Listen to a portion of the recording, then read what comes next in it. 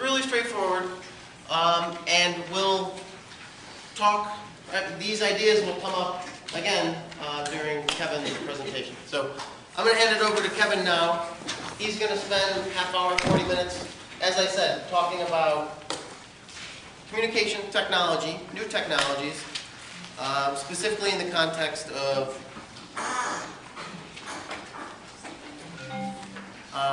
organizations generally. Kevin's got a lot of experience researching and participating with these technologies, so I look forward to hearing what you have to say. Thank you, Michael. Okay, my name is Kevin Lim, and you might see me handing out exam papers, but I do more than that. So today I'm going to talk about what I like to do. I'm kind of like living proof because I'm a blogger myself, and I think I'm ranked pretty well in Technorally, so I think I got something worthwhile hearing about. I'm going to talk about the rise of us. That is, how the grassroots, people like ourselves, individuals, can come together and form very interesting communities that harness collective intelligence. And I'll go more into that. Okay, I'll give you some examples. Okay, so how many of you actually went out there and lined up for the, those Black Friday deals? Anybody? Nobody? Nobody shocked? Too early. Too early? Okay, I don't know. Last time, during my time, I think 2 or 3 years ago, it was crazy. Like, everybody would go. I know all college students would go. I don't know why you guys aren't going. Maybe it's just the computer science guys. Any computer science people here? No? Oh, that's amazing. Okay, but anyway, what's interesting about it is that some people could get their hands on those leaked advertisements, leaked price listings and so on. And people started to form their own websites. There are many of these such websites, like Black Friday websites, that aggregate all these information and put them online. Sometimes they scan the flyers and put them up. Okay? And in some cases, they would even aggregate into a database that you can search.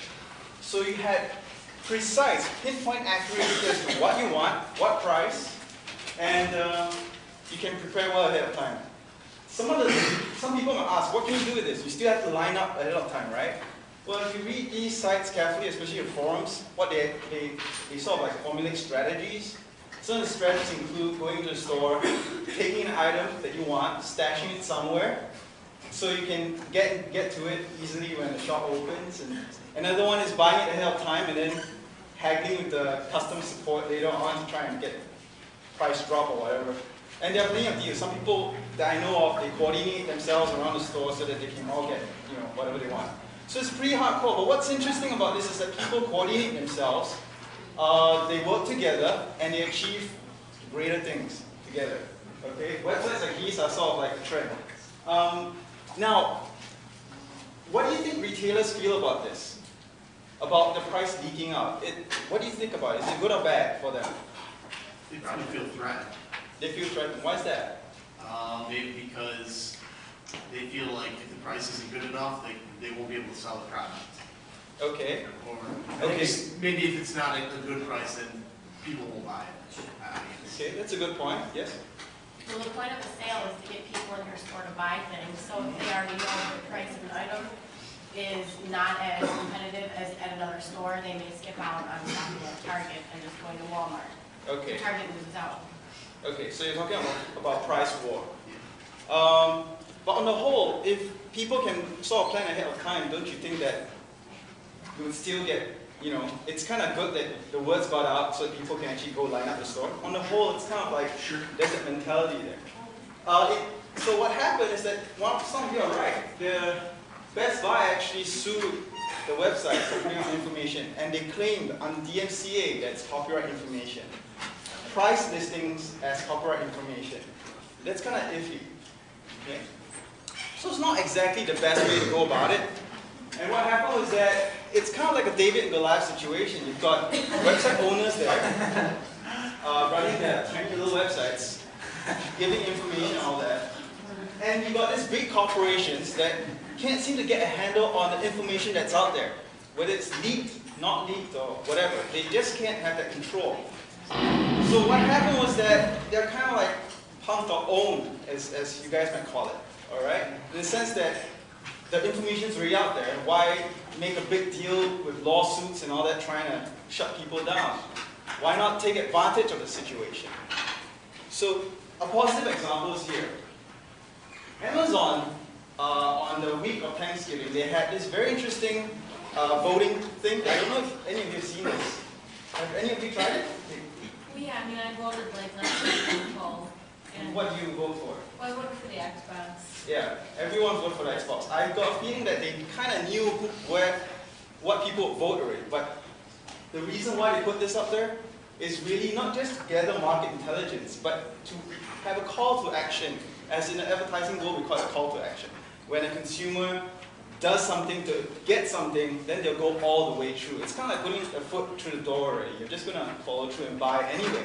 So excuse me, yeah. what's the vote supposed to do for you?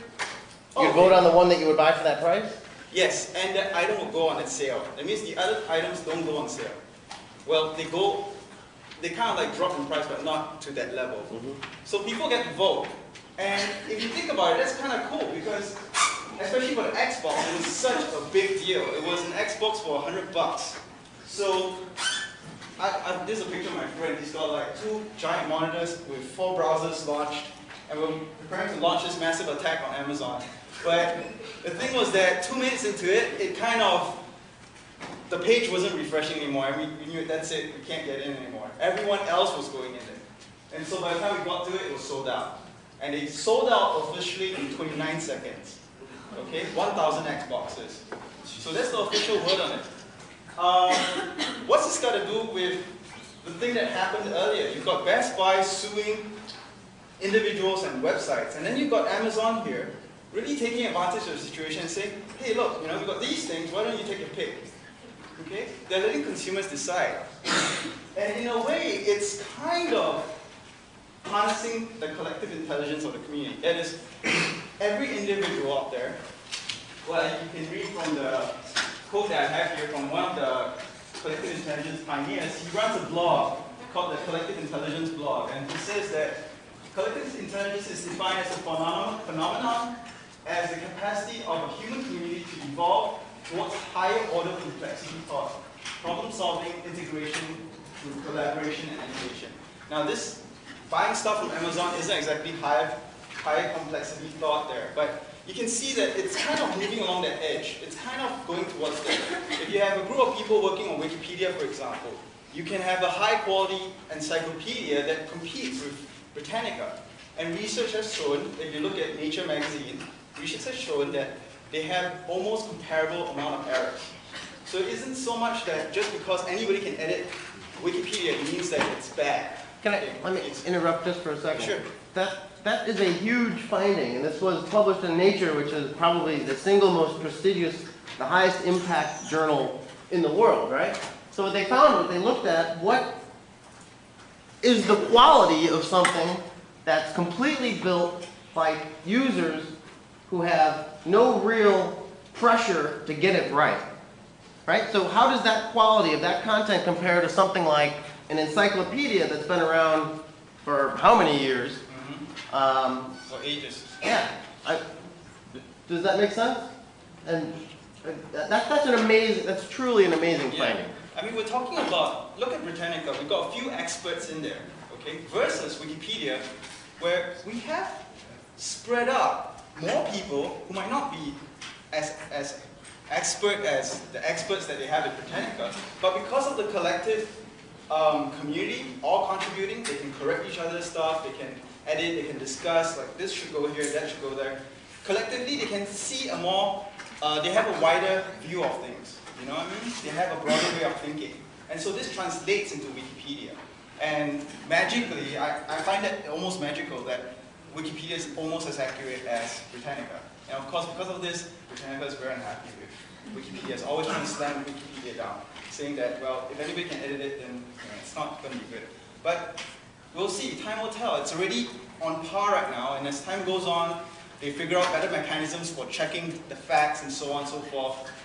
Who knows, Wikipedia might just be the only thing that we need in the future. So that's basic collective intelligence. It's a huge field. As you can see, it allows for, different types of collective intelligence. One allows for coordination. Okay, so this is something like what Amazon's doing. They have you vote on things. If you have, in future, maybe you have political voting, elections and so on that's online, you can coordinate yourselves and so on. There's corporations, non-profits, they coordinate and organize activities. You might have heard of such thing as flash mobs.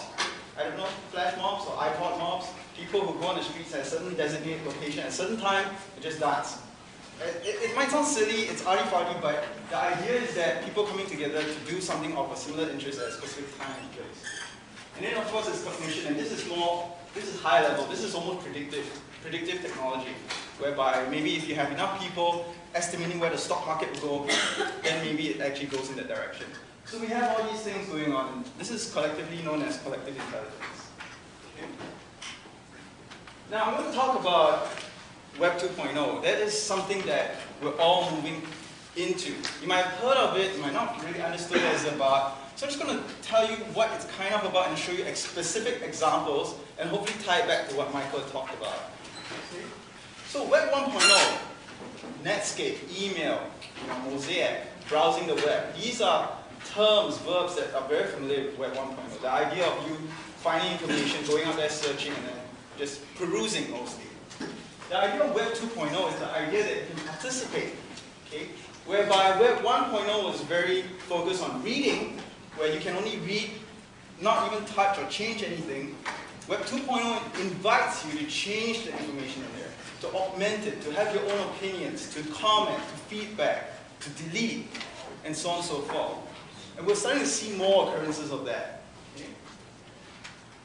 These are just some, this is what this person actually created. This is kind of like a visual representation of the philosophy of Web 2.0. You have ideas of participation, higher usability, the idea that your cell phone, your PDA or whatever can access the internet and change things and so on.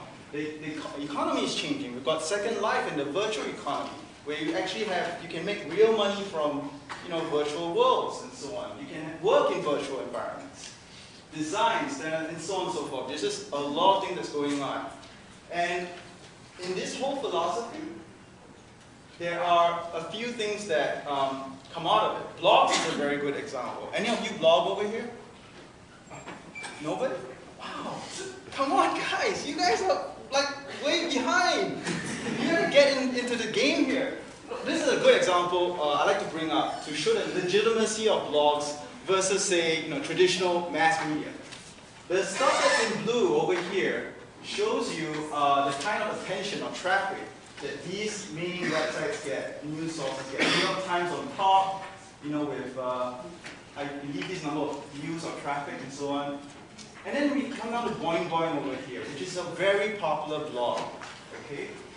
And if you notice, it's an online blog, there's no print or anything, but yet they beat all the others over here, like Times, Forbes News, Business Week, and so on.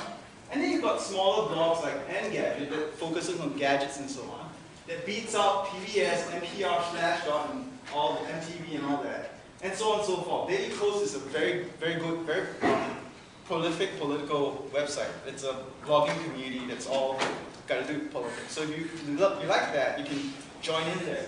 So these are just an example of how blogs have penetrated the mainstream media. In fact, have overrun some of them in terms of attention from consumers and users and so on. So this is to show the legitimacy, that it's serious stuff, that people are looking at these things. It's not for fun. And we're talking real ad dollars or real social impact and changes and so on. Okay. So what is a blog? Just a few points in case you guys don't blog. I guess you don't. Blog's short for weblog. It's a website with regular posts. And it's displayed in reverse chronological order. So there's a kind of like flow. The newest post goes on top. It's kind of like a diary. Okay? It has links, text, images, audio, video, so it's multimedia. Multimedia. It's a very old word now. Has a conversational style of writing. This is very important. And I'll explain why in a while. Okay? Conversational style of writing. Focuses on particular areas of interest. This is depends. You can have blogs of very broad range of topics, or you can have some that focus on politics or technology and so on. And then basically a blogger is someone who runs a blog. Okay? Now, to give you a good idea, a good sense of how blogs are different from other species of web and animals out there, like websites and so on, a blog is easy to update using a form that's on your web browser. You just use your web browser, you can go in and change information. Automatic archives older content, so it doesn't just keep flowing down and automatically keeps the information for you, stores it by month, number of posts, and so on. It's totally searchable and everything. Okay? It has a typical structure to it. So in terms of look and feel, it's usable.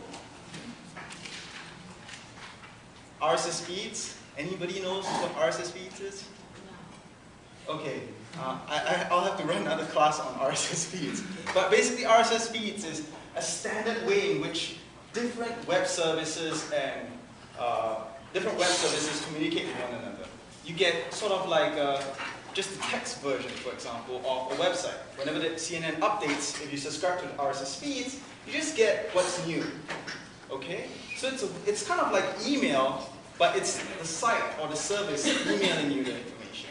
Just what you want, without you having to go back there just to find out what's new. Sometimes you refresh, like nothing's changed. So rather than you going there, it's coming to you. So there's a lot of uses and applications for this. There are coffee makers that give out RSS feeds, lets you know, things like that. But yeah, this is just an example of what RSS is about. It's a huge field. Okay? And again, builds conversations. You converse with one another, with bloggers and so on, by leaving comments or linking to one another blogs or articles and so on. Okay? And let you focus on the content, because the design and the look and feel, everything's all there, easy to update. Just put your post in there, write what you want, change the information there. So these are just examples of corporate blogs. This is Yahoo's new Yodel Anecdotal. One of my friends actually designed this blog for Yahoo, and as you can see, there's a lot of, it's a corporate blog, but if you look at it, it's got photos here, it's got, the way it's written, the style, it's more funky and personal. It's not very like upmarket and so on. It's not just a web page that tells you what you want. It tells you news, it tells you stories about the company, what it goes through every day. It tells you a little bit about what each department does and so on. So if you're interested in working in Yahoo, for example, you kind of can see what the employees go through, what they're thinking, their philosophies are, and so on and so forth. So this is a Yahoo corporate blog. This is a Dell corporate blog. Okay? Now, all of us might know Dell as, PC, very, robotic or something. But as you can see from the design, it's not very funky, but still, they make an attempt. They talk about who they are, what they do. Okay, they try to approach you rather than you coming to them with problems. They tell you about their problems, or they tell you about solutions they found to common problems and so on. And basically, they talk about what Dell is like. It gives Dell a face, okay, which is very important. A lot of companies out there struggle to give consumers an idea of who they are, what they are, and so on. And this gives them a personable face for you to approach them. You can leave comments, ask them questions, and so on. Okay.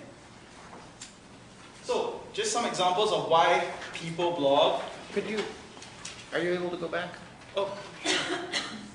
So, when I was talking about Lonely Girl 15 and our production team scouring my face profiles, it's not much different than people at Dell using a search engine like Technorati to search all the content of blogs for certain key terms, right? So, my Dell computer sucks, right? If you look for that, you're going to find people that are talking about problems they're having with their technology.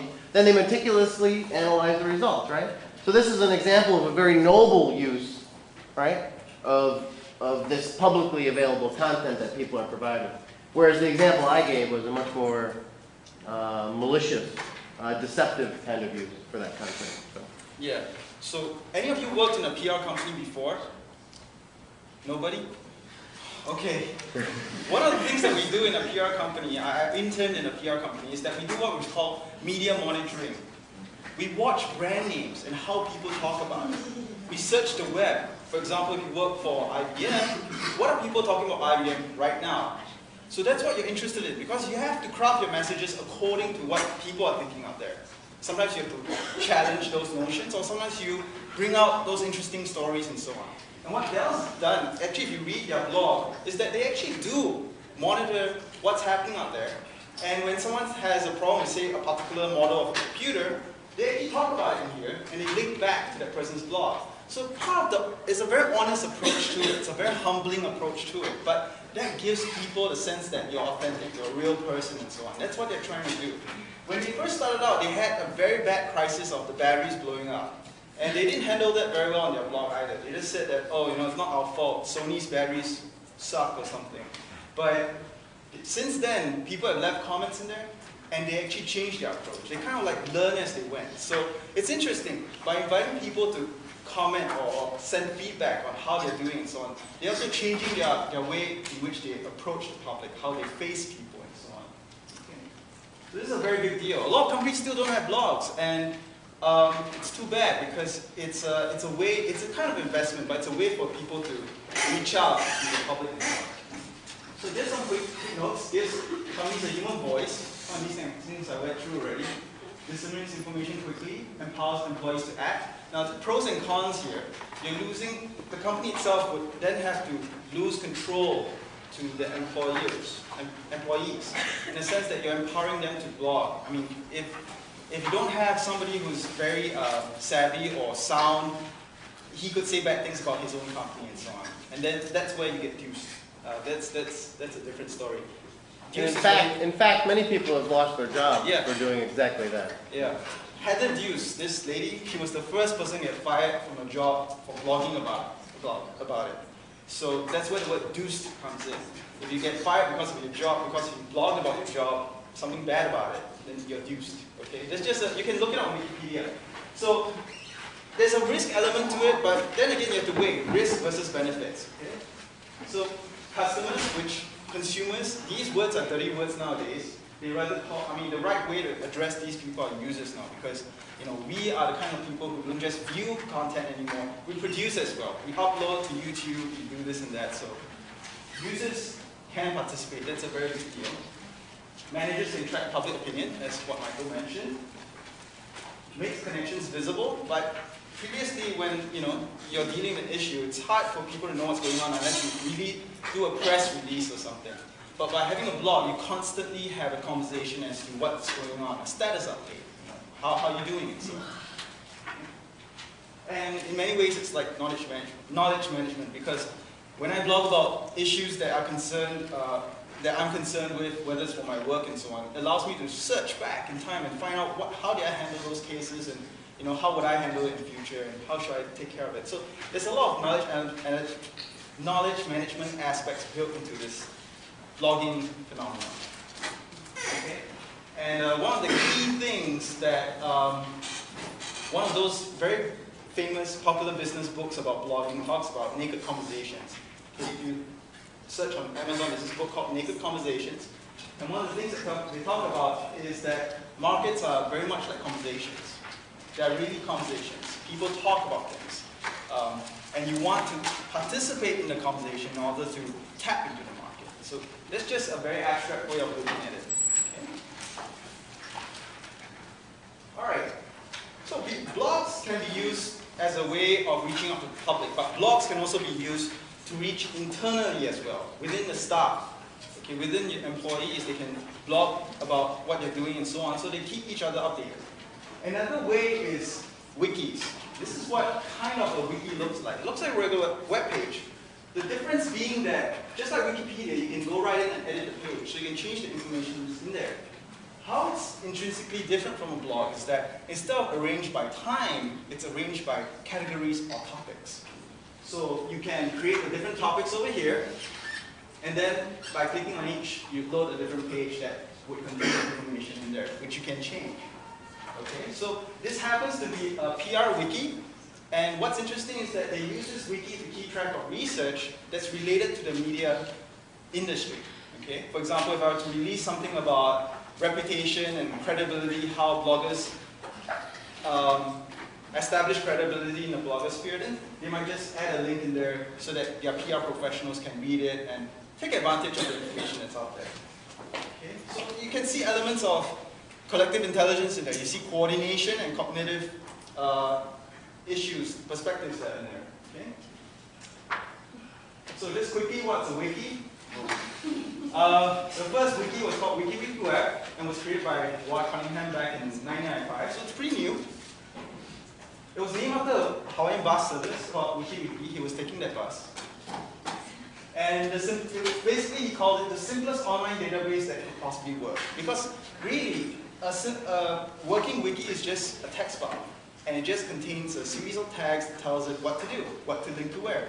So it's all one big text file. You want to back up a wiki? Easy, just take that file and save it. So that's the simplest form of a wiki. Okay. It allows users to easily create and edit web pages using any web browser. So as you see it, you can go right in and change it. So there's this thing of instant gratification about how people want things done now. You can just do it straight away. Okay? That's part of the attraction of it, that you can change information so easily. And it encourages democratic use of the web. Basically because you're not saying that the elites get control of it. You're not saying that you have to be a certain person in order to use this. Anybody can go in and use it. Okay?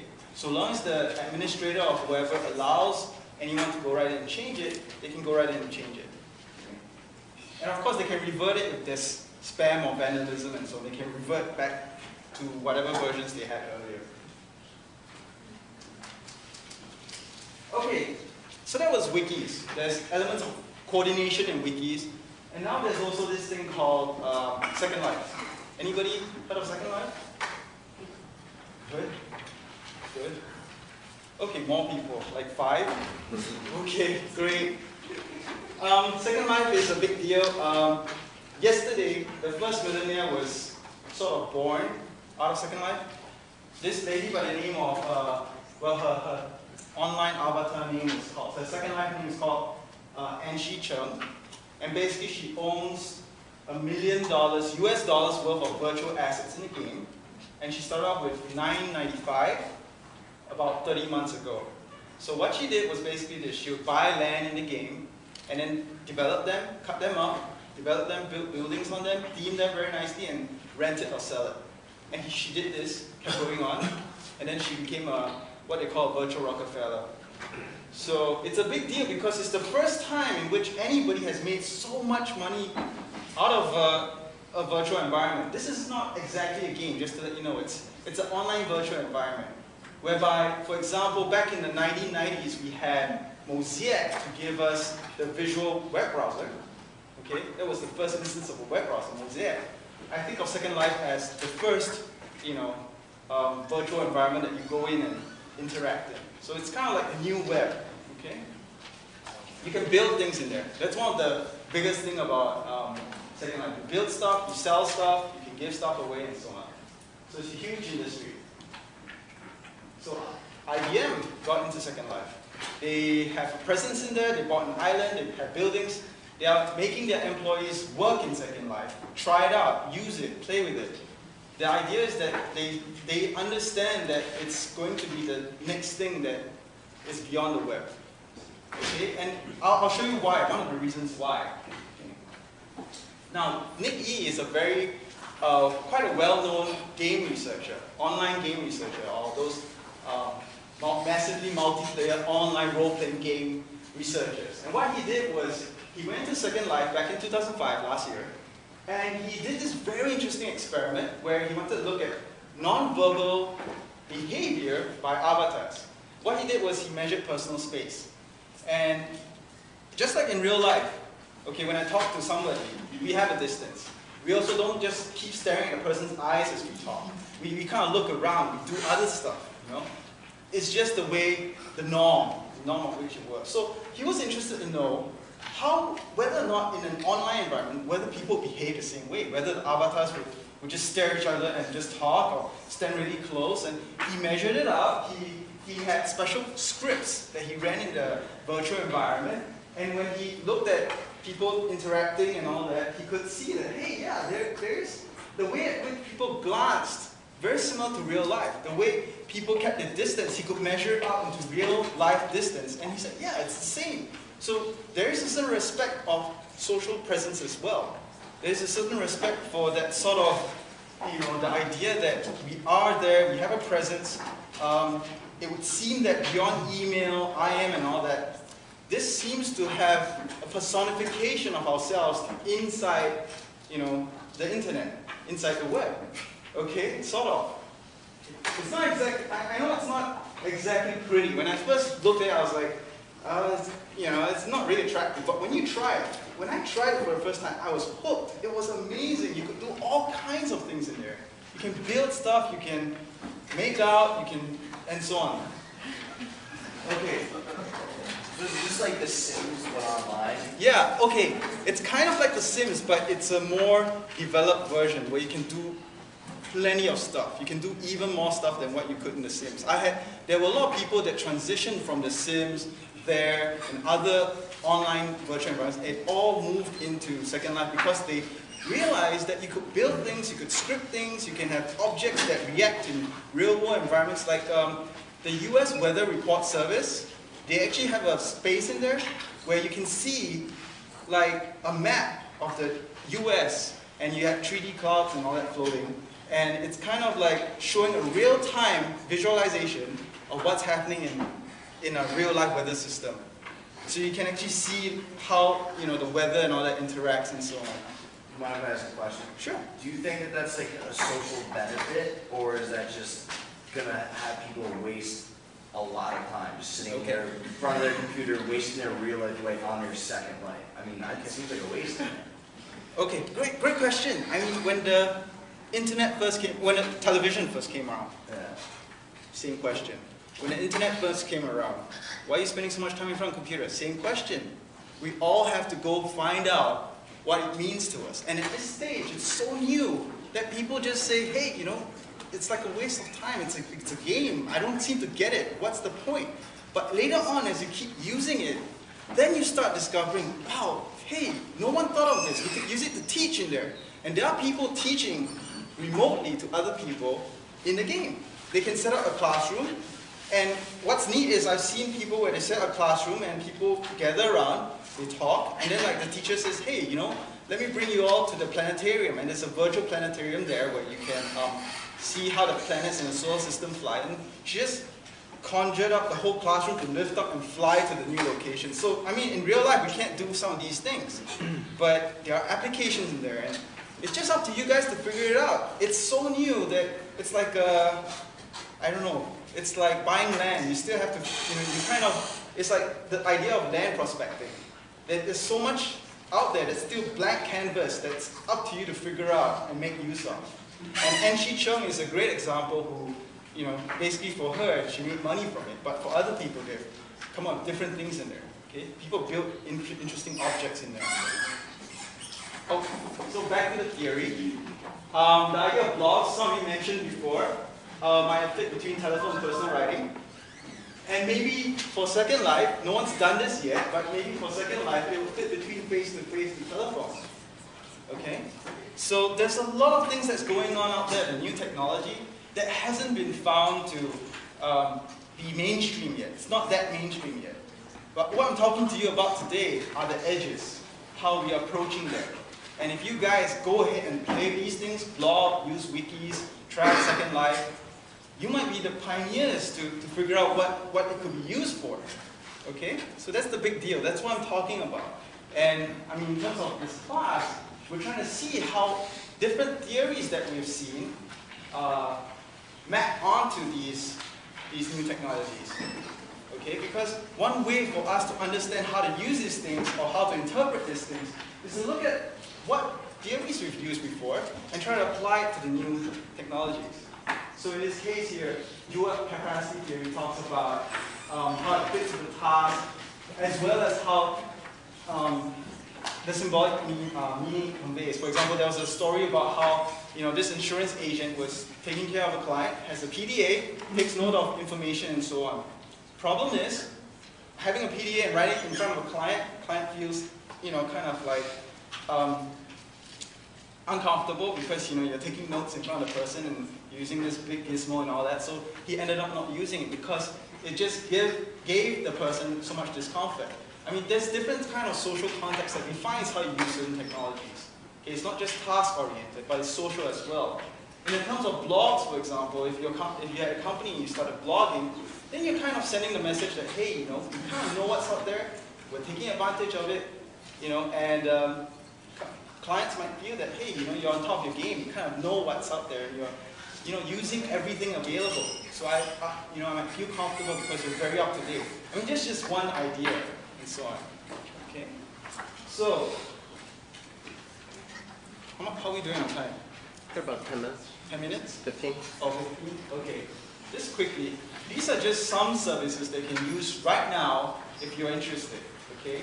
Right now, for different things that you want to do. For example, you can start blogging using blogger.com or wordpress.com. Bookmarks, you can share bookmarks. And this is a way in which companies coordinate, or classes coordinate themselves. They use bookmarks and they share it amongst one another. Then you can share images. Some of you do this already. Flickr is a very popular one. And so on and so forth. So if you're going to do any of these things, you can use any of these services out there. Just to run through a case example, one of my earlier professors, Professor Alex Halave, had a class. It was Com 515. It was on communication theory. And we used all these things in our class. Okay? And we coordinated ourselves using that. So every student had a blog, okay? And we blogged our assignments. All right? And the idea of that is that we can see each other's work. The professor can grade it. But because our work's out in the public as well, people can find us. And to this day, I have people from other universities leaving comments, asking me questions about theories, stuff that I've written before, some of my assignments. Because the assignments that we talked about were basically critical reviews of communication theories. So, when people are doing stuff out there, it's got to do research, it's got to respect some theories, and you've written about it, if someone Googles it up, it's going to hit on you. Okay?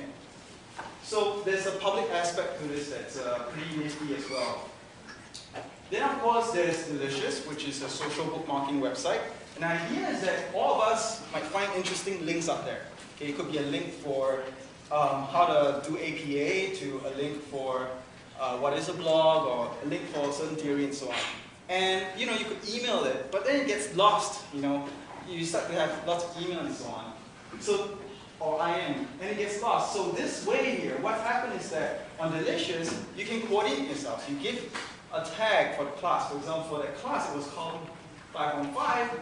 And what you do is you post that link onto this site, you tag it, and anybody who searches that tag will chance upon all those links that have that tag. Okay? There are many, many uses of this. Okay? What I've just mentioned to you is a very basic use of it. It allows for coordination, okay, of activities. For example, in China or certain countries where people want to protest and so on, these tools out there let them coordinate themselves and arrange for to talk about issues and so on. So sites like these are very important because they coordinate people. And then there's wikis. You can use a wiki to.